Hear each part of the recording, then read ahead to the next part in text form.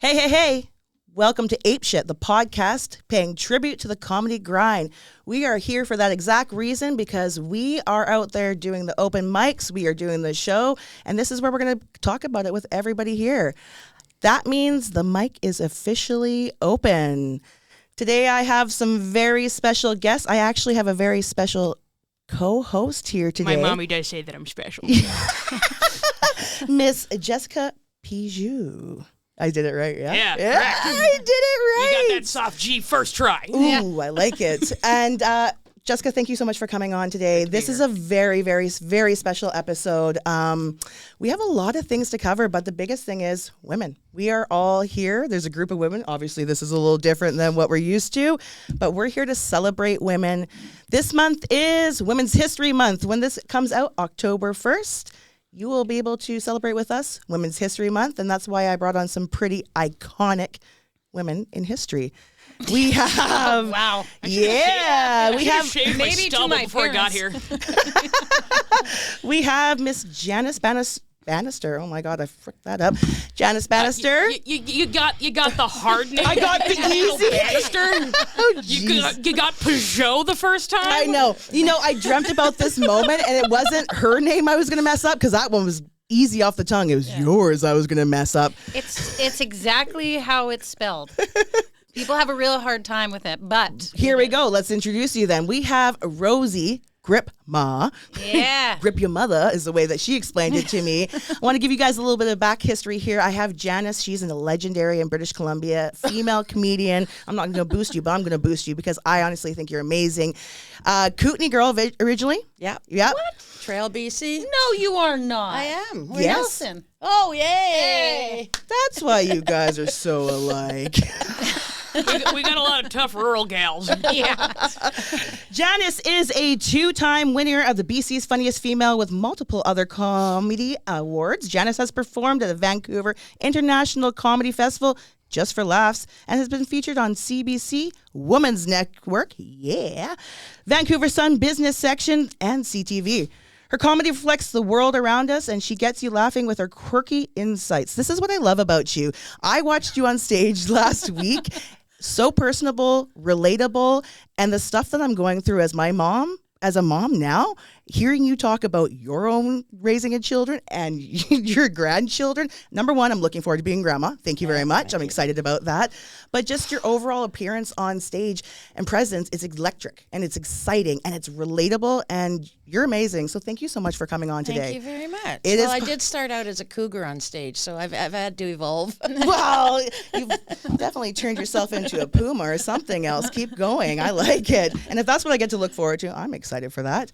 Rosie, my friend. So I'm going to give a little back history. I met Rosie first on the open mic grind. And this girl, I see her every open mic I go to. She is constantly hitting them up. But she just won the show that Laughter 101, Janice Bannister ran. It's amazing. Funniest new female comedian in British Columbia. Mm-hmm. You just won that. That's amazing. I've never done that. Yeah, and I competed in that, and you schooled me, and I'm so happy to say that because I'm so proud to actually say I've watched your journey from a year now. It's been a year of kind of hitting the open mics with you, and every time you hit the stage, I'm excited because, number one, there's a lot of new material, and it's relatable. Mom relatable, life relatable, and that's what we need to hear a little bit. So uncomfortable. Let me boost you up a little bit more. I like when you talk about your vagina. Yeah. See, that's the thing is I think women are... I wish you would talk about yours more because I'm very curious. It's a mystery. It's like a wonderland. Here there be dragons. I hope you play D&D with Justin down there. I'm just going to say, like, I'm hoping you're rolling dice in and out of that. Thank you. He's like, yes, I got my favorite move. Now you're dead. Rosie, tell us a little bit more about what you've been doing in a little bit the last couple months and gearing up for this show, and if there's any plans kind of future going forward because of this show. I'm dying to know. You know what? You and me both there, kid. I've got a couple shows coming up in Kelowna this weekend, actually, which is very lovely. I get to feature, so 25 minutes on an early show, which is for Tourette's Canada fundraiser. And then the second show, which I'm very excited about, I've been journaling quite a bit about. It's Swipe Right. So it's about relationships and marriage and dating. And divorce? Ugh, yeah, possibly. Yeah, I'll try. Yeah. Any day now. Yeah, any day now. Yeah, so I'm pretty excited about that. I've been on a couple accidental dates in my day, so it'll be fun to share those stories. I've realized recently I was on a storytelling show, actually at the Last Laughs Comedy Festival, and I got to tell a ridiculous story about this cat that I hit in my car. Anyways, I'm not going to get into it because it's too far. It was good. It was good. Yeah, and I realized I really like telling stories, and I'm trying to gear toward opening up more a little bit about my personal life. And so the Swipe Right is, very excited to tell some stories and punch them up and get creative. I'm excited for you. That's really cool. Yeah. Something I forgot to mention here is that Jessica's just fresh off of her solo tour. Yeah. Ugly Privilege. I don't know why you called it that, but I have my reasons. yeah. She does have her reasons. My reasons is because every time I say I have a boyfriend on stage, there's a double take. I'm not gonna lie. Somebody actually, I told, I'm having Jessica on the podcast this month.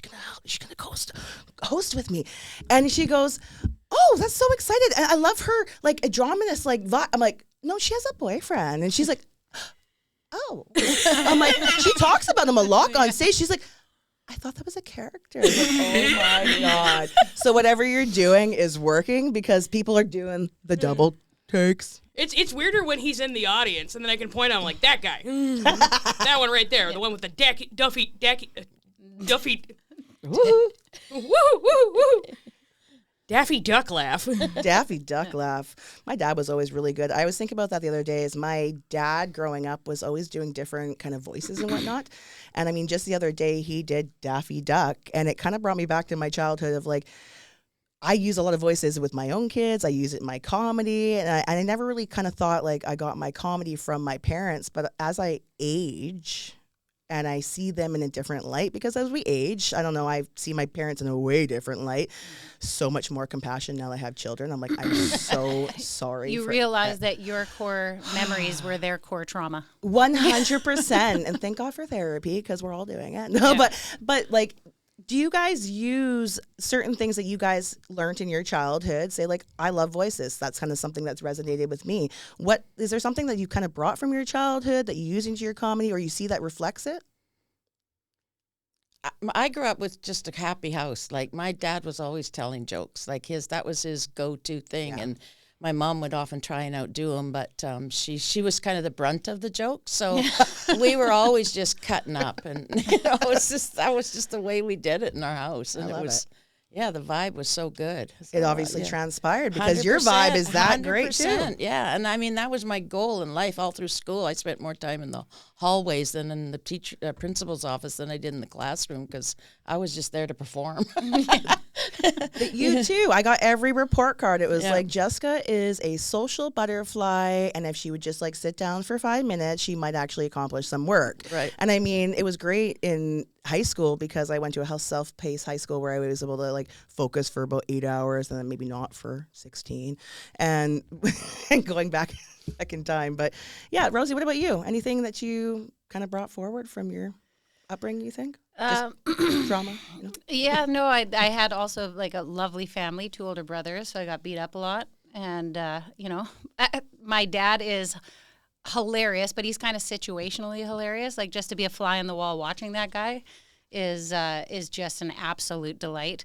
But he's also like super, super dark. He was a fireman his whole life. And in That'll do Nelson, it. Yeah. for sure. Like Yeah. the first joke, which I tell sometimes on stage, that he told my son when he was 4 years old was, "How do you make a dog meow?" And then the punchline is, when you run him through the bandsaw, he goes, meow. Oh, yeah, that joke. Awful. Grandma's so cool, Which Mom. is pretty fun because the only people usually that like I've met when I say like, oh, does anybody know this joke? It's like Jessica.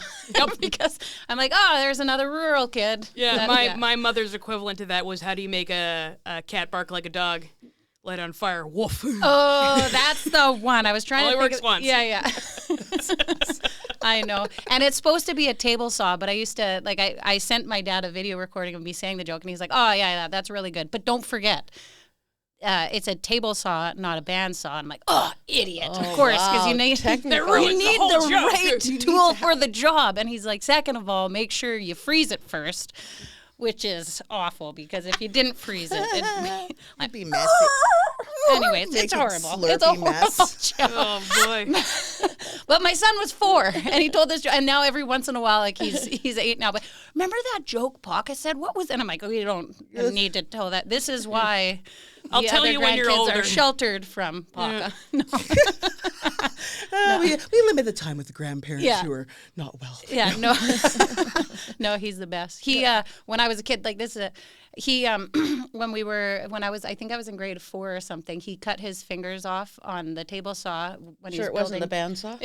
It was actually a radial arm saw, and my uncle Case and my brother Case were there. And my brother Case must have been in grade 6. Anyway, so after this whole debacle, and he went into like full paramedic mode, like, Case, go get a plastic Ziploc, and to my brother. That's a brother and an uncle. They had no original names. I'm named after my mom. My other brother's named after my other uncle. Anyways, but as he would take us as like individually, like, okay, Rosie, it's your turn to come to the hospital with me and get my fingers cleaned. So we went there, and so I'm in grade 3 or 4, sitting on his lap as he's soaking his little hands, the nubs in the solution, and I'm going, Dad, I think I'm going to faint as I'm looking down. And he's like, oh, no, you're probably just going to puke. It's gross. I'm like, no, I think I'm going to faint. And so he sends the only nurse out of the room to go get a puke bag for me. And that's when I passed out and I started doing the funky chicken, which is what happens when I pass out. And then I had a huge, dream about marrying Gavin Holland, a kid that I went to school with, and then woke up.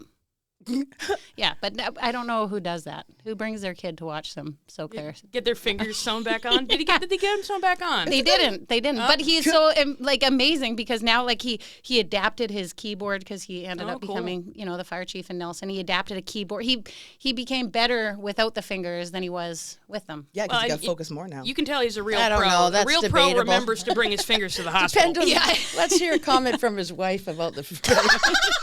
No kidding. She's like, only one hand works, and sometimes not. It's more dexterous, more room to maneuver.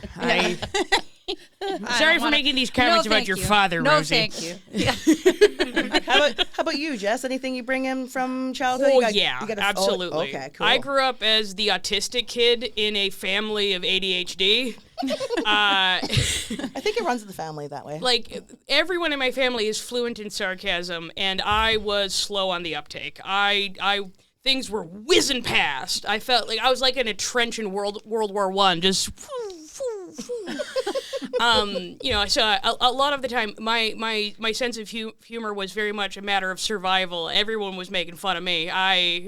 My mom always had like a bunch of bits she would do. Like, everyone in my family is funny. Like, people are like, oh, I bet you were the funny one. Nope.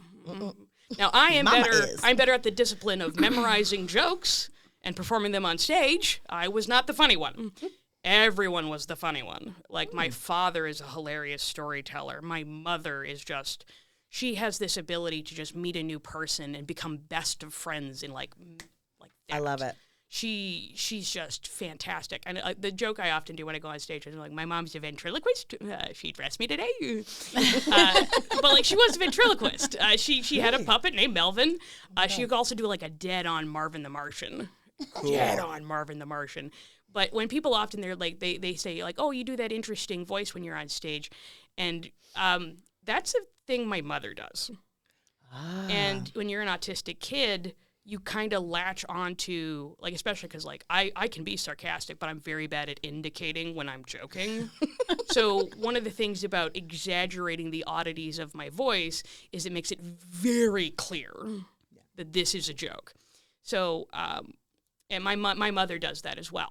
She dips into a different voice when she's joking. So, like, my best friend in college, we got picked up by my mom one time, and she took us to dinner. And as she was driving, there was this guy who was like crossing the road really, really slowly. And my mom just like shifts into joke mode and goes like, "Don't do it, Debbie. Don't hit the pedestrians with your car." I feel like that I'm like that with my kids, and then I forget that they're in the car. I'm like, oh gosh, let's be appropriate. Yeah. I figured I was raised by like a mom who swore. I mean, I was raised in the 90s. There was swearing. We saw all sorts of things. Oh my God. We saw lots of things. We were always kind of like, there was no like babysitters. It was like you went with your parent. I mean, I was the only child till I was 13. So you went with your parents everywhere, like the baseball field, everywhere. And so for me growing up, is all I've ever kind of known is those people in that environment. But like, I survived. I might watch smoking. I watched drinking. I watched all that. I'm not really messed up that bad. I've only paid for a couple of years of therapy. Like, I mean, when you get to know me on a regular basis, but it's one of those things that I'm sure my kids will be fine. I'm sure they'll be fine. They'll be good.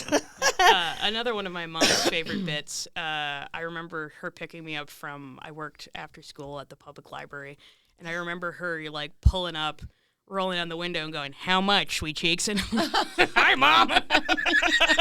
I'd rather my mom do that than rolling up in her minivan with Eminem blaring and like a cigarette or maybe a joint, I don't know, hanging out of her mouth. Come on, let's go. I'm like, oh my God, never pick me up again, please. I'm adopted. I don't know who that woman. That's my foster mom. I don't know. Well, I mean, the worst part of it was all my friends thought my mom was so cool. They're like, "Your mom, me too. She's so cool. What happened to you?"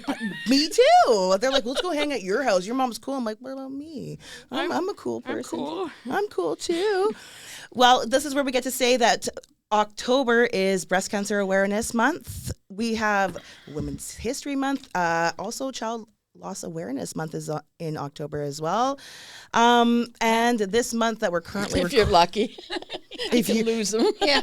You've got all these different things going on. And so that's why I really wanted to bring on a stack pack of women. And I really want to dive into some... And this isn't supposed to be like rah-rah guys. So all these guys are like, yeah, this is going to be rah-rah, scroll on. No, it's not. This is where you maybe get some inspiration to be nicer to your wife. It's fine. But...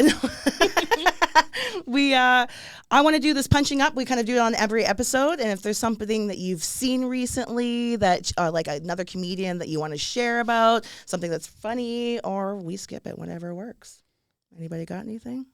You got any breast cancer stories, Jan? I lost sister-in-law to breast cancer at 44, God. so that's always stayed with me. And then her cousin, who I inherited in my divorce, got breast cancer. And it was the sad part about the whole thing is they each had 3 daughters.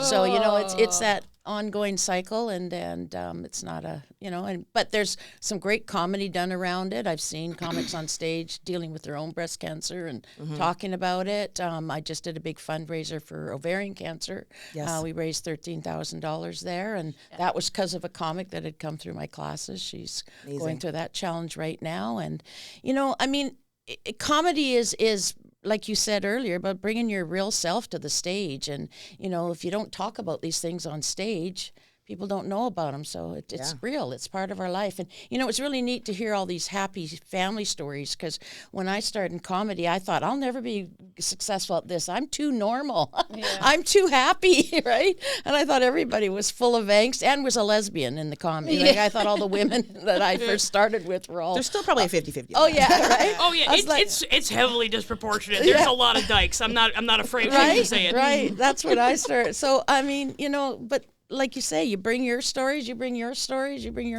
And if you dealt with breast cancer, let's hear your stories. If you dealt with something else, challenges are part of comedy scene. I haven't had breast cancer, but a couple weeks ago I've started running again. I'm training for a half marathon there, and all of a sudden I woke up one morning and my tits were real sore, and I'm like, oh my gosh! And I was doing the self, and I'm like, they feel lumpy, and so I start messaging my friend. I'm like, do your breasts hurt when you run? Because she's a runner, and she was like, no. I'm like, oh, maybe I need new sports bras. There's not enough support there. So now I'm getting paranoid because I keep feeling my breasts and they're very sore and tender and all. And then I got my period. And then, that'll do it. My husband was like, "You're the only woman that I know that doesn't know when you're getting your period." I'm like, God, how many women's periods do you track, man? But anyway, so for just a week every month I'm like, again. Every time for a week I thought that I felt what it was like. Right. See, for a week of my menstrual cycle every month, I think I'm pregnant, even though I haven't had sex or anything like that. I'm like, it's been months. Somehow I'm pregnant. They hurt. Somehow it slipped in there. Somehow. my somewhere. friend I don't know. Carolyn was like, yeah, she's like, are you sure you're not pregnant? I'm like, oh God, I have my tubes completely removed. So unless something jumps the gap. Unless something terrible's happened. But it does sometimes. Jump the gap? There's horror stories. No, there's no jump in the gap. Those things are out. Sometimes it jumps the gap. It's not jump in the gap. Sometimes it jumps the gap. It's got to be a fast swimmer. My husband is very slow. I know. I think that's like a canonical woman experience, just being like, week 3 going like, it's menopause. That's, I'm dying. My feet are hot. It's got to be menopause. It's perimenopause, actually. Yeah. I'm going through that. My feet are hot. I'm cold. Are you? Oh, God. Yes.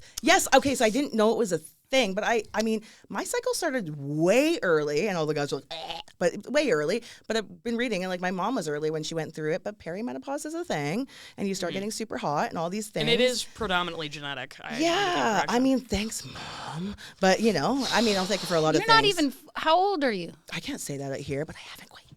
Yeah, I We're know. roughly the same age. I haven't quite hit the 4-0 yet, and I'm like, this is like early. I mean, I'm looking forward to like losing all the things that go along with it, so I can party like a rock star. Jan, you're in the middle of menopause? No, I'm in my 3rd menopause. I mean, it doesn't go away. I'm sorry. telling you. It keeps happening. It keeps happening. You go through several rotations, right? So Like no, all it my doesn't- husbands. Yeah. 1, 2. No. Yeah, right, exactly. Getting Yeah. that. No, it's just the hot flashes, the whole bit. So it's So just. I also don't have experience with breast cancer, though I did shave my head. My entire family shaved their heads when we were kids because my mom, her best friend Debbie, she had breast cancer. And so I remember, like, we were just completely bald for a while. Wow. That's good support. She got through it, though. She came out the other side. Oh, wow. We were really, really proud of her. It was quite a fight. Did she have her hair and you guys not? Yeah, I was fucked. You're like, why do we do this? Joke, She but kept her Should've just hair. The shaved rest our of us were boxes. bald. I mean, it finds its way personally to worm its way into your eyes. Like, for instance, my boyfriend, he's really bad gyno, so we're gonna get him a boob job. He's got bad, what, sorry? Gynecomastia. So he has overdeveloped breast tissue in men. Fun fact, this is a Does fun it one. lactate? The best of both mean, worlds. No. Yes. Have you milked it? I keep sucking, but I haven't found anything yet. Anyway, Suck harder. Give him the tea. Give him the tea. he's always like, stop trying to milk me. You're like, this is a cat. It's not me. Is it more like, stop trying to milk me? Or is it No, like, stop? it's no. Poor Justin. It's not an encouraging stop. It's a, like, this is. No, I woke him up. I woke him up this morning. I'm like, "Hey, buddy," and then I put my hand against his butt. I'm like pretending to fist him. He's like, "What is wrong with you?" And I'm like, "I don't know." Have you ever thought you might be a dom? A little bit. Probably explore some leather. I don't know. I'm just like, I'll take you downtown. We'll go see an expo. It'll be fine. He keeps saying no to the strap. I don't. You don't have to let him say yes. I don't think he's wanting. I just did the burlesque show with Jessica, and she came out in a nun's habit. So I don't know, like, what she's got in mind for that. Oh my God. Yeah. Burlesque is on my top things to try. I got to do it once in my life now that I'm not terrified about being in front of people. I feel like it's time to take off the clothes. So maybe. Well, you do those. Oh, what's the I do pin up. Pin up. That's I mean, I so used to do pin up, beautiful. but you must have done that somewhat No, recently, or those are old photos. Oh, no, that those you are put- new. Those are new. Those are so beautiful. I love those. Thank you. That was like my coming back, Yeah. thing. And that's actually, that's on my porch. And so like I painted everything pink. I painted my front door pink. I painted patio furniture I found on the side of the road. I'm like just spray painting everything. And it looked super cool, and put some funky green grass on there. I'm like, flamingos. Yeah. That's kind of was my thought. So I'm like, I wanted to be 70s cool vibes. But actually a breast cancer scare is actually how I got into comedy. And it goes back to after I had my second, I breastfed for way too long because society's like, you're a bad mom if you don't. So I did it, and then my doctor's like, oh, just wait a year. I was like, I feel something, He's like, well, we'll wait like a year because there's all this tissue going back. And then it was like, now it's getting sore. Now it's getting uncomfortable. Now it's getting big. And so they sent me off for a mammogram, and that was my first mammogram. Oh, wow. My first mammogram, and it came back, and they're like, holy shit, there's something big, and it don't look good. And so like at that time, I had just done the mammogram, and my friend, it was like, I got this kind of news, and it's like, we got to do lots of exploratory, we're going to be lots of poking and whatever. And so my friend's like, let's go to the BC House of Comedy. Let's go see an AmPro show. Cool. Great. I need a laugh at this point. So she takes me out there, and it was Robert Pang. It was Bobby's great. Chris Griffin and a couple other guys. John Endo was there. And I just afterwards, I was like, I've always wanted to try stand up. Like, what should I do? Where should I start? And Robert, I'll never forget, he's like, you got any material? I'm like, yeah, of course I do. And he's like, well, we're closing up a show up here. If you want to walk up a couple blocks and throw you on, see what you got. And I was like, okay. And in that moment, I was like, yes, I have material. I had no material. None. Yeah. This was like flying by the seat of my pants. And I was like, I figured if I'm going to die or something's going to happen, like this is the time to try all the shit that scares me. So going up to Bullies, it was Ralston up there. And I just went on right before Robert and pulled out stuff out of my brain. And I got a standing ovation. People were like, you're good. Where you been? And I'm like, I love this. I love this. And it was that moment that kind of pushed me. And then I went to open mics, and I did a bit called The Human Mammogram, and I brought a person out of the stage and had her squish my titty up there and talk about my whole experience. And it was like, this is it. This is why we do things. And then on December 31st at 11:30 at night, my doctor called me from Mexico, and he's like, it's non-cancerous. There's a tumor, but it's non-cancerous. And then from there, we just like flew into, I'm like, okay, well, I'm living, so we've got to make a good thing out of it. So like my personal connection to breast cancer, and like, it's everyone go out there, get it checked. Check your titties. If they don't feel right, check them. If you're not sure, ask your doctor, and don't ask your daughter. My daughter would have no idea. Ask your mother, maybe your daughter, I don't know. But get them checked out. Don't go longer than you think you should. If something doesn't feel right, Don't wait on it. Don't wait on it. Just check it out. But it's fun to be scared. Oh, it makes you feel alive again. I like flying by the seat of my pants. Just but always afraid of dying. And that is one of the things about joking about serious topics. You know, like there is often this taboo about joking about serious topics. And that taboo's not there for no reason. But I do find that humor lowers the barrier to talking about something. Like, it's so hard to talk about breast cancer normally just because it's such a serious topic and you don't want to be a downer. But being able to be like, hey, let's laugh about this, it makes it so much easier to have that conversation, to be like, hey, give them a grope. Yeah.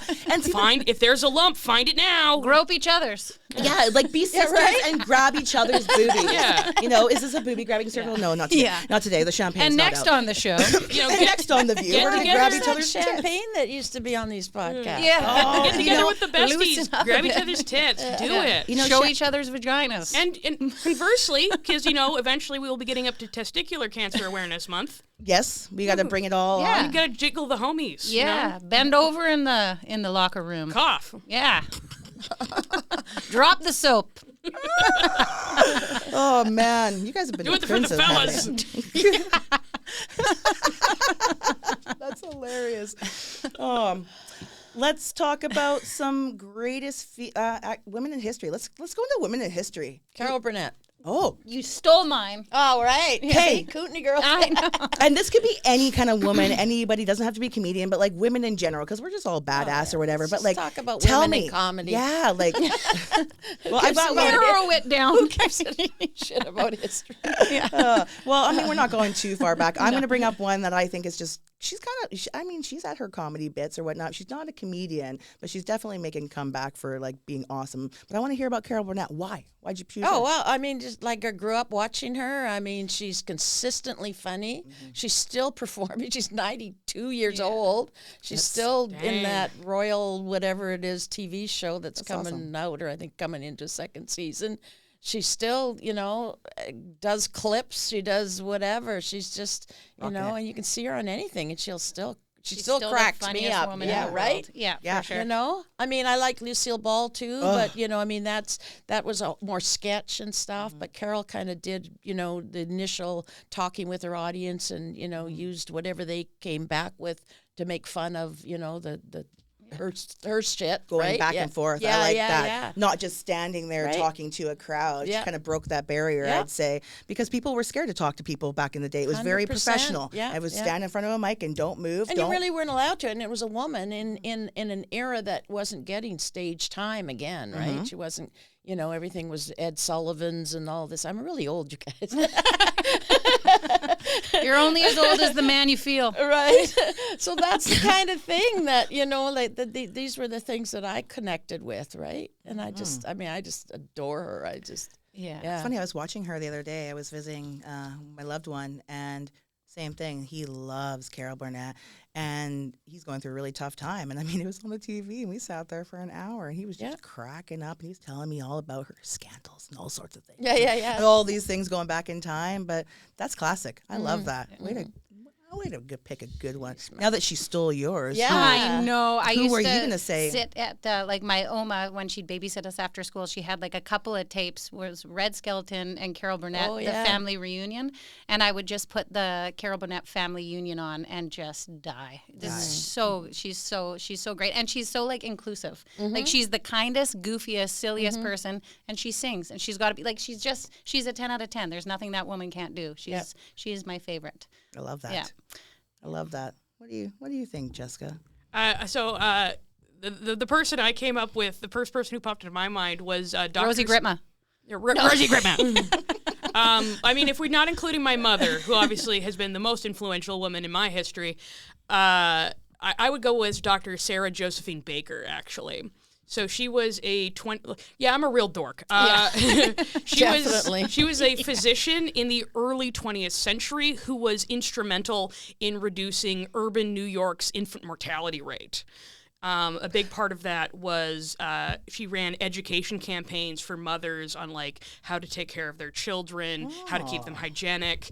She also provided free clean milk.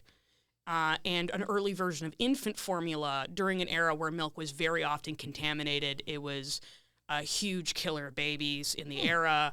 And she also tracked down Typhoid Mary and captured her twice. Really? Whoa. Yeah, this is Dr. Josephine Baker. And the reason why I'm bringing her up is because I think the health innovations of modern medicine they're probably people always talk. They're like, oh, I should have been born in a different era. There is no other era but this one where I would have survived childhood. I breathe like a bulldog. This is not. I'm going to call you Chi-Chi, my little French bulldog. Or childbirth, for that matter. I would have just absolutely. split open and Yeah. Well, especially because when male physicians took over from midwives, they were terrible about going straight from the mortuary without washing their hands right to the for the delivery room. Oh gosh. The female mortality rate was crazy. Oh my God. Crazy. So they were trying to take us out way before that. Oh, absolutely. With their dirty hands up our cooters. Yeah. And this has been going on for 100 years. The exit plan wasn't the cooter for me. It was the incision. Oh, yeah. They had to rip those You were a tumor guys baby. out. No, and my mom too. She had 3. And you look at when we compare scars. Show me yours, Mom. Battle wounds. Genuinely, there have I'd been be eras where it was more dangerous to give birth than to go into battle. Yeah. Genuinely. So I'm I have thankful that my kids are good and I'm good. They slice those puppies right out of my tummy, and Yeah. I made it here. Although the first time though, they gave me a medication that didn't work, and I was allergic to, and it's oh, sorry, let's reverse that. Yeah. And I'm like, oh, Lord, I'm going to die on this table. And then they plop this baby on you. You're like, oh, great, here we are. Hey, the parasite. The parasite. That's an interesting pick. I'm really excited. Yeah, right? Yeah. I mean, I'll have to rewatch this podcast just to find out what that name was. She's gonna write it down. Josephine something Baker. Yeah. Josephine Baker. Sarah Josephine Baker. There's 2 famous Josephine Bakers in history, one of whom was an entertainer during World War II in Europe, and she was also a spy. But I'm talking about Sarah Josephine Baker, who is a prominent physician from slightly before her era. But Not to be confused. Not to be confused. But one of Dates, please. early 20th century. Okay, cool. But one of my favorite history quotes, it's actually from historian Laurel Thatcher Ulrich, which is, well-behaved women rarely make history. That is on my fence post. I have pins. I bought 10 pins of that exact quote, and I thought it was somebody else, but that's okay. I put it all over places in my house. I stuck it into the wood of places, and so I see these little pink pins everywhere. Who do you think it was? Mae West? We're not going to say who I thought it was. I thought it was Donald Trump. Definitely not. It's definitely a quote that gets misattributed Yeah. a lot. It's often attributed to various famous women just because, like, no one's just like, yeah, who I admire? Laurel Thatcher Ulrich. Yeah. Even though, like, yeah, she is the originator of that quote. And what she means by that, she's not saying, like, go out there, be crazy as a woman. What she's saying is, like, with our great man version of history, we often ignore the little people who made society happen, people who were the backbone of society. Yeah. We forget their names because they were behind the scenes quietly doing what needed to be done. Like, nobody needed to be doing, like, all these great, fantastic battles. You know what they needed to be doing? Raising babies, doing the laundry, feeding people. Like, Still doing it. Still Loving doing it. it till this day. And one of my fun facts about French history. So the French Revolution, the original. That is a fair reaction to me. My mother, when I was a kid, she would get me to talk to her about my special interests in order to go to sleep. It's like when my kid talks Minecraft, I'm like, yeah. But the French Revolution, the inciting incident were bread riots and the Women's March on Versailles. The people who were angriest about the bread shortages were the people who were in charge of the household, who were in charge of getting people fed, and that was women. It was women who got the pitchforks and marched out to the palace. And that's Rad. yeah. You mentioned bread. You know what? I think comedy's like deli sandwiches, right? Some people like everything on it. They want to hear the hot sauce, the spicy thing. Some of them just want it nice and plain, no mayonnaise. Yes. No, nothing. Some don't even like the bread. Yes. And I think that's what comedy's about, right? It's Yes.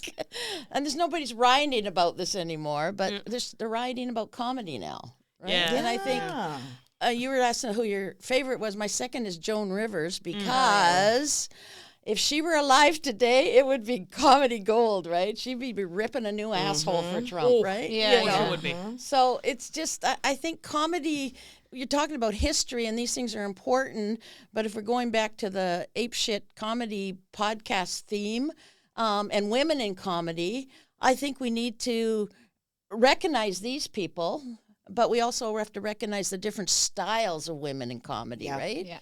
I mean, you asked me to come up with some local comics. I mean, there's people like Brenda Prince, who's Indigenous and is doing great stuff. People receive her in a different way because they're not used to that style of comedy, right?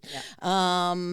Jackie Amsden, who's a good buddy of yours, I know, she put some stuff out there on the stage initially that people are like, whoa, are we allowed to talk about this? I love her, right? About her after feeding her children and and then reintroducing her boob back into the bedroom. I love that joke. I'm like, I have been there. Yeah, it's weird. And I mean, there's so many of them. Alana Brittany, and some of these people that are speaking their mind. And they're all different shapes and sizes and cultures. And Yumi, and she's and diverse abilities. Yeah. I am so excited that there's so many diverse abilities within our community, like our comedy community. I actually have a young woman I'm going to be meeting up with next week to take her to an open mic. She came to the BC House of Comedy, saw my show, somebody I went to high school with way back when. Yeah. And she just mentioned that, maybe I'll try this. And I was like, I'll take you. Yeah. I'll take you to an open mic. Let's go. Yeah. Let's have fun. You do a minute, great. You do 30 seconds. You get up and you say one word, you did it. Yeah. Like, you just try. And I mean, she would have never done that 15, 20 years ago. No. Not a chance. And now, we have people of all race, colors, diverse abilities who are out there rocking it. It almost feels like the more normal you are, it's like you're not even funny anymore. Right. Which is like, I love the fact that we can all be so different. And that's really, I think you nailed another thing there. People have to get out to see live comedy. Yes. Yeah. To want to do it, number one, and to want to support it, right? I have a woman right now, same thing. She came to one of your shows, I can't remember, whichever one or two, and she went and saw Taylor Tomlinson, and then she's like, I got to do this. I got to do this. I want to do stand-up comedy, right? Yes. So that's what motivates people, is seeing other people getting on a stage and doing shit, right? Especially women, because they're not seeing women unless you go to a regular show around outdoor comedy festival. We've had a discussion. If you about went the that. second night, you didn't see a single chick. No, yeah, Are no. we gonna bring that up on the podcast, guys? You know how I feel Well, about you that. edit what you One want. female comedian at the Vancouver Comedy One. Festival Whitney when we have a Cummings, right. round table of Yeah. them. Although I did love seeing Whitney Cummings because She's so fantastic. good. she's on the stage. They have her name up in huge lights, and it's cut off by the jumbotron. It's cropped in just such a way. It's just her there and the word "come."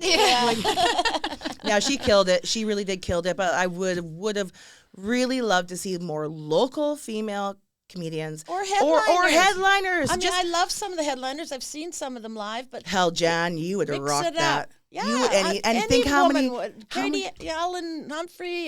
There's a lot of A-listers in Christina this town. P. Yeah. from the States, Tom Segura's wife. Yeah. Get her up Yeah. on that stage. Yeah. She's hilarious. I love her. Christina, I love you. You're great. Yeah. But like, honestly, Catherine Ryan.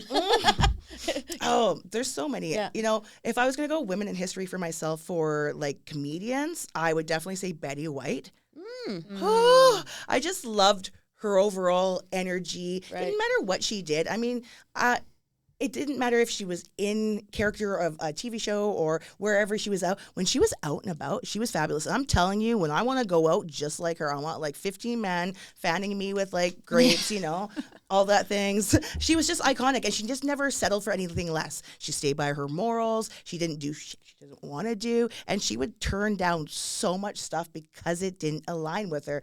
I like that, and she rocked it to the very end. And I love when you see like her and Joan Rivers together. Oh they my were God. just dynamite. The best. Yeah. Yeah. How about Jane Fonda and Lily Tomlin? Oh, Great yeah. combo. Beauties. Oh my Yeah. God, give me more of them. They're Yeah. so funny. I'm like, I don't know who I want to be more. Yeah. I think Lily, to be honest. But Yeah, I saw Lily years ago live at the QE, and it was amazing. They started out with her in her dressing room, so she's in front of her mirror talking to herself. So they had that on the big screen, which the big screen in those days was only about this size. Yeah. Right, that size. Now they're like you said, the jumbo. But it was so good. She was like shaving her legs, and she's like, "What time do I go on, you guys?" I love that. And then she came out and she did like dance and song and and then, yeah. You know I like a good dance. I love dancing and singing on stage. I've only sung a couple times at open mics, but I'm learning that like I like to perform a full facet of different kind of comedy. Like you'll very rarely see me like, "Why does a chicken cross the road?" One-liners. It's just not me. I want to tell you. I want you to feel the sweat dripping off if I'm describing it, or you feel the wind blowing through your hair if I'm telling you what's going on. I just am not that kind of way. And there's lots of comedians who are like that, but that's the beauty of the comedian scene. There's one for everybody. It's like I have this A deli sandwich. I like that. I've got this tattoo. Follow up. What is your favorite deli sandwich? Yes. What's your favorite deli I sandwich? like them all. I like you six. I like it cut in 6 pieces, and then I want them to put something different on all 6. Oh, yeah. And they never will do it. See, I want to use your metaphor of like it's like a deli sandwich. I want to use that to explain to these young bucks at the open mic when they're bombing because they're getting too edgy. I'm like, you do an oops all sriracha. It's Yeah. you can't. You're like a sub with banana peppers. Awesome, great Yeah. time. Yeah. All banana peppers. Yeah. You're going to get gassy up there. Yeah. You're putting It's gonna be a Fluffy's hot problem. sauce on People there. should Take it off. Heartburn. You shouldn't bite into a sandwich and cough like you just had your first cigarette. Yeah. What's your favorite sandwich there, Jess? Oh, I like fucking. I'm a Comedy sandwich. I'm a sandwich freak. Like I don't like other people to make my sandwiches. I'm specific. Like I'm that person who went to Subway and when they stopped cutting it like a wedge, I refused to let them stop it for like 2 years. I'm like, cut it the old way. They're like, okay, the crazy bitch back who wants her fucking sandwich cut the old way. I'm like, it slides out. I don't like it. I want it like a wedge. So when I make my sandwich, I'm like, it's like perfectly layered. I'm like, get the extra sprouts on there, just like my grandmother loved. Like I just like it stacked. It needs to be a masterpiece. So yeah, no one makes my sandwiches, not like I do. No. Although that being said, is every kid that comes to my house and has sandwiches from like my kids' friends, they're like, "Can your mom make sandwiches?" I'm like, Oh, shit. I am the sandwich queen, apparently. I like cheese and butter. Simple, just See like what I mean? myself. Yeah. And sometimes when I was a kid, because my grandparents are Dutch, they have ratjes, which is just chocolate sprinkles. Oh yeah. Okay. My opa lived to 92, and all he ate when he was a milkman every day was 12 pieces of white bread with margarine and white sugar. Oh my that God. was his lunch every day. That sounds like That's a European, Dutch, Belgium thing, Yeah. right? Yeah. my dad grew up on ketchup sandwiches because he was poor, but he survived. He got through. Yeah. It was that or mustard. You got to pick your day. Oh, mustard. Oh, I could live off mustard. I discovered mustard as a same. 30-year-old. I just discovered it. I'm like, where's peanut butter and mustard been my whole life? I hated them. Not together. Not together. That's weird. That's like, Well, you said them like they were together. well, I mean, my kid would probably try it, but like, I like the texture of it. No, I don't like, I didn't like peanut butter growing up. It wasn't until I had my second child where I was like, what is this magic? Same thing with mustard. Second child, it was better. It's like comedy. Sometimes you like one thing for a while and then you Yeah. switch it up. Like right? my husband's 1, 2, no. yeah. Just two. Oh, rookie. My other woman in history is I want to kind of highlight her is Miss Pam Anderson, our BC girl. Absolutely. Vancouver Island. She has some history this year. I love that she bagged Liam Neeson. Yeah, I know. What I a- will find you. Fucking Get it, please girl. find me. Yeah. He is. Pam, girl. Girl, got yeah, it, girl. you got it. Woo! We're so Shit. excited for you. No, Sure, that wasn't just a publicity stunt. I have no I idea. have no idea either. But if that guy could just talk to me like Taken every night.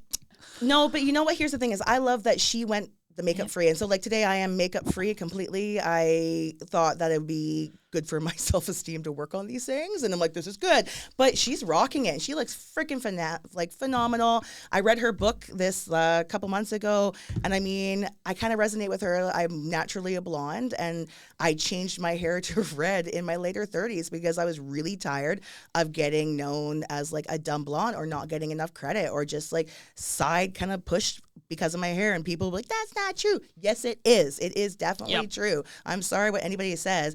And it really is. It is Stereotypes true. affect And- how we view reality. Yes, but here's the thing. She a smart cookie. She's Mm-hmm. a smart cookie. She used all that kind of like persona and ran with it while being super smart behind the scenes and Absolutely. like building an empire. And here she is. She's been taking care of her parents for the last 10, 15 years on Vancouver Island, staying true to her roots.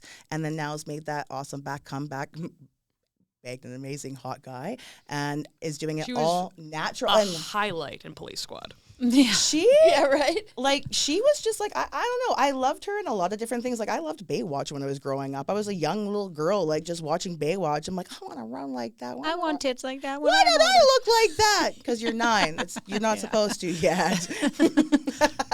But like the no makeup thing, and I think that's something that society. I was interesting because when I went to Toronto, we think we're the West Coast so natural. No, Toronto was like nobody. Barely people had fake lips. It wasn't couture. It was very laid back. It was way different than what I was expecting.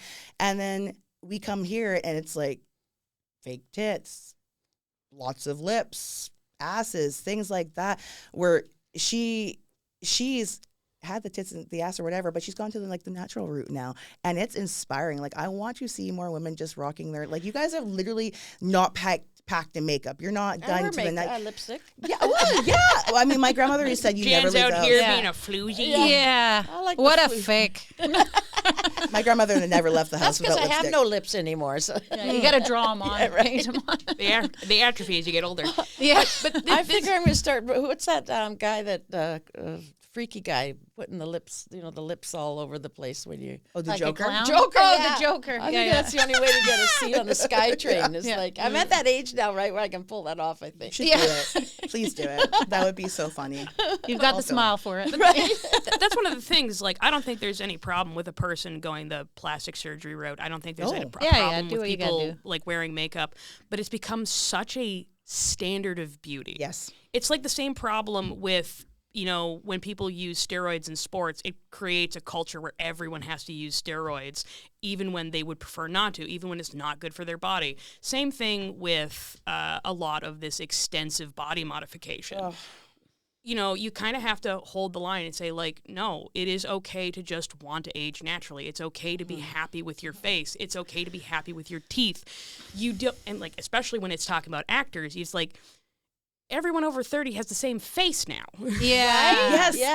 I can't tell them the apart. same teeth. I went to go never get tell it them done. apart. Yeah. I went to go get it done. I went to the doctor's office. I'm like, get all lips right. done? I was like, just what can we do? Like what can we do? Like I was having a midlife crisis at 30 something. I don't know. Yeah, like yeah. I was like, let's do it. Fill me up. Yep, fill me up. Make it look like great. And he walked in, and I'll never forget it. He was like, number one, tell me why.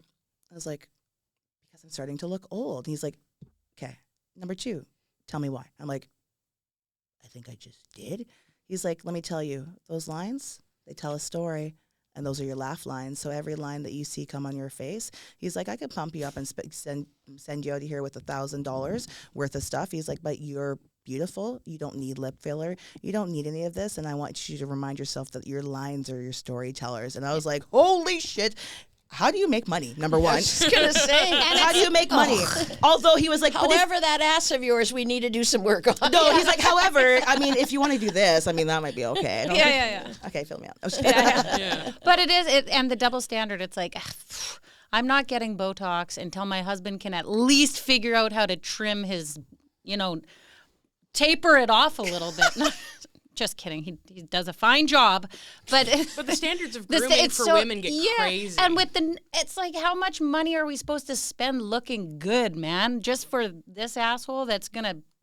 That they're not doing it back. Well, and not giving the return. they're gonna take care of you. However, nobody's saying no in the bedroom. If mommy needs to get her, she's gonna find a way. And a lot of this stuff. And it don't matter there if it's hairy down there. We don't care. He's gonna look at my face. Oh, a lot of wrinkles. Like, put a bag on it. Let's get going here. Like, we're just. And a lot of this stuff, it's not even that men are asking for it. No, they're Like not. men don't care about they don't like the duck lips. They don't like the huge lashes. They only want to watch it on a porn. That's it. That's just status chasing. I do We just have want to lashes. look like rich people. It's like the Hunger Games. Yeah. The one thing I do like lashes. Most of them are off. My lash tech will hate me. But the one thing I do like is my lashes, and it's just because I don't have to think very hard when I leave the house in the morning.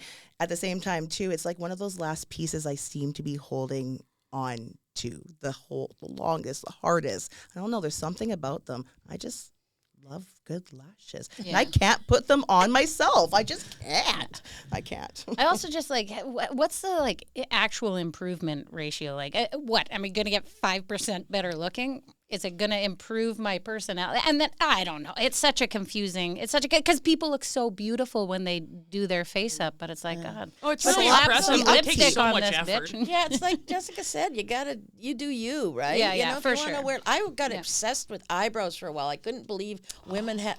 Everybody's eyebrows. I was like, look at yours. You're like bushy eyebrows. You got different eyebrows. You got little tiny. Like I don't know. I know. Right? And I was She just over-tweezed hers in the 90s. I did. See, I didn't know about any of that, right? I still have the same mascara I had in high school, right? I just keep spitting, bottle. Some spitting in it. things and- never yeah. change. I love that. Good lubrication. But yeah, I mean, you do you. Like it's. I think that's the important part. Get a tuck. Get a whatever. Yeah, Do whatever yeah. makes you feel good at the end of the day. But for the right reasons, because I think that was Well, your responsible of that reasons, person. yeah, for yeah. the right reasons. Are you 'cause if doing you're this for you? Yeah. My biggest thing is that I have my little kids, and I have nieces and whatnot who are teenagers, and I mean, the pressure that they put on these girls to look a certain way. I mean, I used to do eyelash extensions, and I would have mums coming to me with 11 and 12-year-old little girls asking me to put sets of eyelashes on their children, and I'm like, absolutely not. Absolutely not. Should have had them Absolutely. taken away. Yeah. Like it's just yeah. but these are like the moms, and it's like the generational is like it's coming down on like the society beauty's change. At the same time too, I want to ask you guys a question. Is comedy 50-50 when it comes to shows with women and men and hiring on stage? Or I want to get a little bit of your guys' feedback here. I'm curious. I want to know. I'm going to put it out there, and maybe it'll bring us a little bit of awareness to like, hey, us women want the shots on these headliner positions, and we want to be able to go there. What's going on for you guys? Tell me what. Tell me. Having been Jan? 23 years in the business, I mean, I tell the story about when I first started. I couldn't get on an open mic. I literally would phoned Comedy Mix, and they said, we already have a woman on this month. Can you call us back next month? And I friggin' did call back, and I kept calling back, and I kept calling till I got on their open mic. I think it's about putting yourself out there. They're not coming looking for you. Yeah. I'll tell you that honestly. You want equality, you got to do the work. Like I've recreated myself so many times, and now I can headline a show, I can feature a show, I can produce my own shows, but I'm unemployed every 6 weeks after a class finishes, right? People are like, oh, you're so lucky, you can do anything.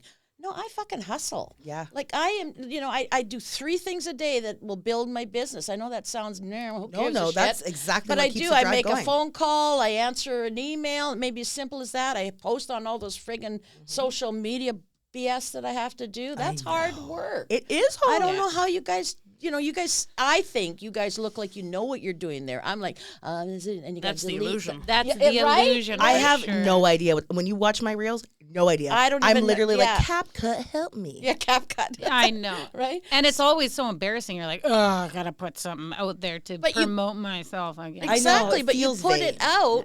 But if you're not gross. behind the scenes doing something to for yourself, right? Like Nobody else I did a is, corporate gig yesterday. It came through an agency that I belonged to, and I was just like, oh, it's in New West. Let me check this out. And I got the gig. Most of the time I don't even answer those things, because I ignore them. And it was a fabulous group. And they gave me a tip and paid me, right? Yeah. I'm like, I've never had a tip in comedy, right? Money? Wow. Yeah. Wow. And it was at 2:00 in the afternoon, I right? like that. You get to home In the for frame. dinner time. You I know, like so that. those kinds of things, it's a one-off, Yeah. but there's going to be another one. And if you don't work on it, Christmas gigs are all coming out now. Yeah. Like go to corporations or do what you want to do. I think the more you get out there, like that's why, like Rosie, I see you at the open mics. You're out there. You're hustling. I see you out everywhere. Everyone's out doing their things to get out there, and I see that the difference is like when I don't go to my open mics on a regular basis, and sometimes life happens or whatever. Oh, obviously. You're gonna miss opportunities. But every time I've performed, another opportunities come from it. Yeah, I And think you another. need to keep that momentum up. Yeah. Right? Yes. I still do open mics, right? Yeah. Good. It keeps me sharp. It keeps me, I see who's out there. I do, but I also ask to be on shows, Yeah. like Taco Tuesday, the Susie's Room downtown, you just got to be on them, right? Because someone sees you down there and they're like, hey, we're doing this.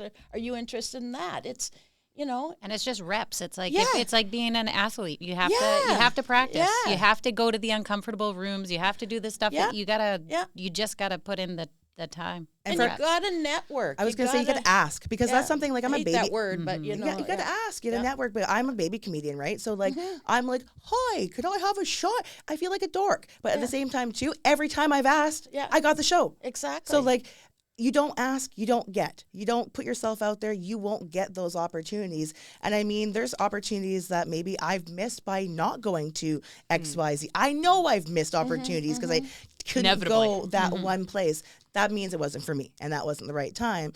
But for like namesake or whatever, what do you think would be the biggest thing for any female who's like too afraid to ask or get their out or like too afraid to get herself more into the scene? What's something that you can kind of give to them that you think would give them a little bit of inspiration? I'm going to compare it to you're in a sales job and the product is you. Yeah. You got to believe in yourself. You got to, keep improving it, right? That's the open mics and all the other things.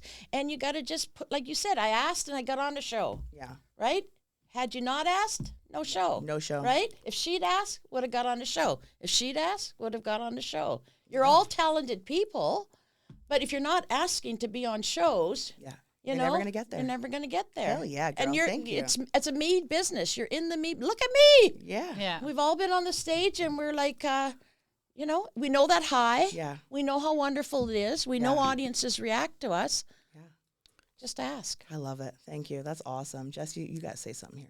So this is definitely something that I've encountered as a booker. So like I've worked on and off as a booker for years. And a big thing that any booker knows is when you put out word like, hey, I'm looking for people, you will get, because like, to be clear, only about 1/10 of the local comedy scene is women. But when you put out that word, you do not get 10% women. You get maybe 2% women. Right. You get a huge wash of every dude who's just, he wants his name out there. He knows he needs to compete. He knows he has to get himself in front of you. And you get almost no women. Correct. I agree. You almost have to hunt them down to say, hey, are you interested? Yeah. Do you want to be there? And a big thing for me is like, obviously I am not a standard woman. I don't know if people have noticed this. I operate often psychologically more like a dude. So I was like explicitly asking for a lot of opportunities. So I was ending up on a lot of shows. And, you know, Asking. I was asking. And I was also like, I am often the only non-dude at the open mic, which is a lot on me. I'm not ready to hold up an entire gender by myself. You know, it's very awkward. You know, like 30 guys and also Jessica. Yeah.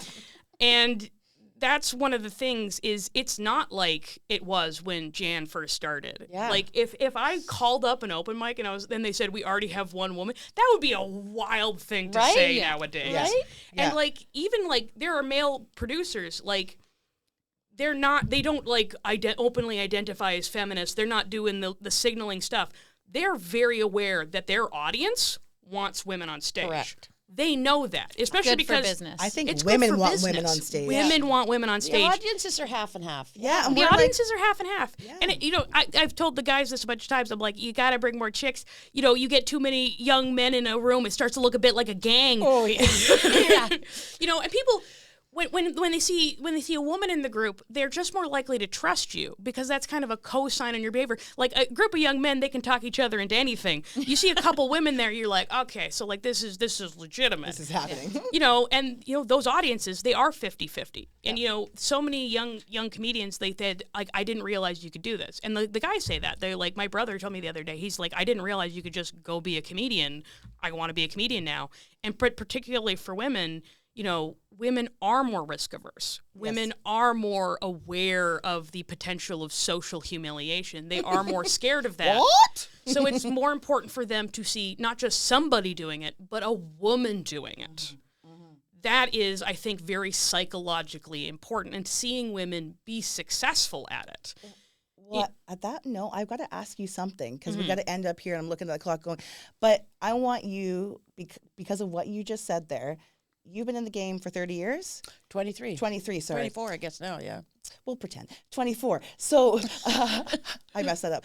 But you've been in the game for so long and you've seen such a drastic shift. Mm-hmm. I'm wonderful. going to ask everybody this question. So have you seen the drastic shift? Now, back then to now, I want you to kind of like give me what you hope to see in 23 more years for comedy and females. What do you want to see in 20? Because we've had such a drastic change, and you were just kind of touching on this. What would you like to see from 20 years from now? What comedy would be like for females and women and people in general? Whoa, that's a stumper. 23, I'll be lucky if I'm sitting here still. We'll carry your ashes. Yeah, right? Yeah, put my ashes Dan, what do you think? Put my ashes You in have the the front mic. row. Yeah, baby.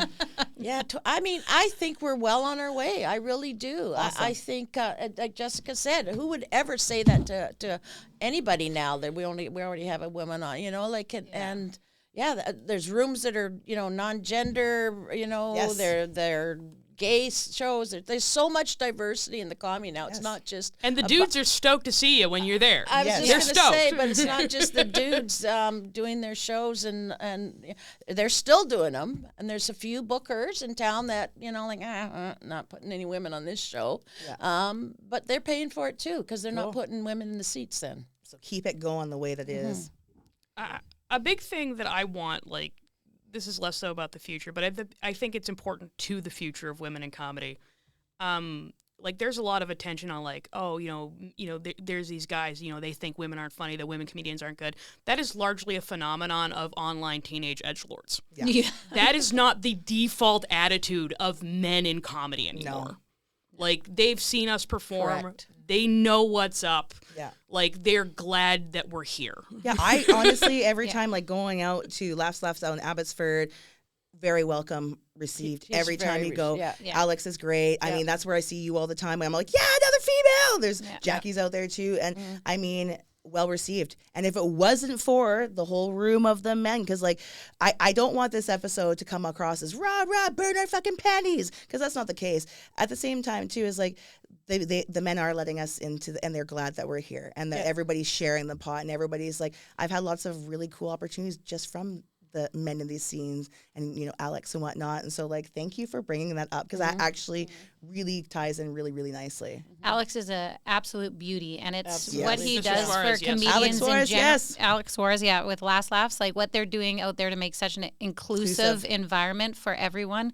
And at the end of the day, if you make people laugh, if you're funny, it doesn't matter what's between your legs. Yeah. And that's important. And that's where I would like to see it in 20 years. I've only been doing it for 3. I think it's pretty good. Like everybody's been pretty good for me. But Alex, I love that guy so much. He inspires. He is super inspiring, and he also like he wants people to win. It's not a competition. Everybody has their own material. Everybody has their own audience. He's bringing He you wants up with people them. to win. Yeah. So I feel like a huge place in my heart for that guy, because even when I have a hard time asking, I have to do that more. That's definitely my downfall. And I've been in sales my whole life pretty much.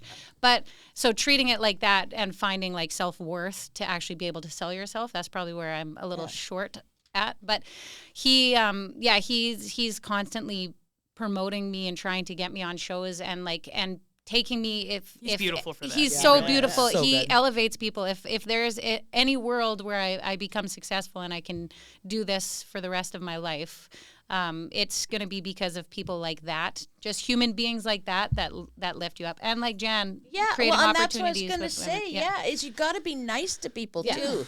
Let the drama go. There's so much drama in the comedy business.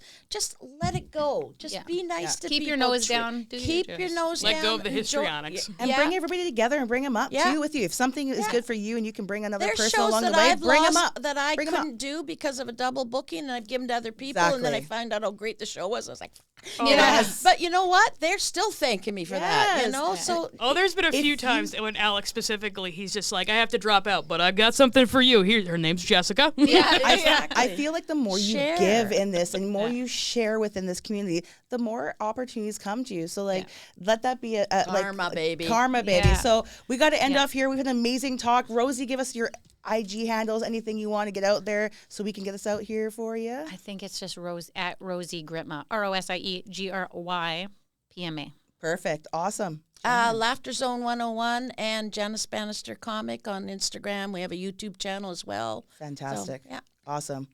And you can find me at Sexy Little Fat Boy. It's my boyfriend's pet name for me. You know, if you want some backstory on that one. Oh my God, we that's need our that. next episode. That's the next one. We need to know all of that. Ladies, this has been amazing. Thank you so much for being here. But I do want to interrupt you. You missed your dedication. Oh, yes, I did. Ashley Luther. Yes, thank you so much. Let's Okay, bring her in because I do think that's important to you. that is important to me. Actually, hold on 1 second. One second. A suitcase. She has a suitcase. With a glittery... Oh. It's beautiful. Okay, so I did want to dedicate this episode to Ashley Luther, LA Mayday, aka LA Mayday, an amazing soul that we lost. September, that we're recording in right now, is Ovarian Cancer Awareness Month.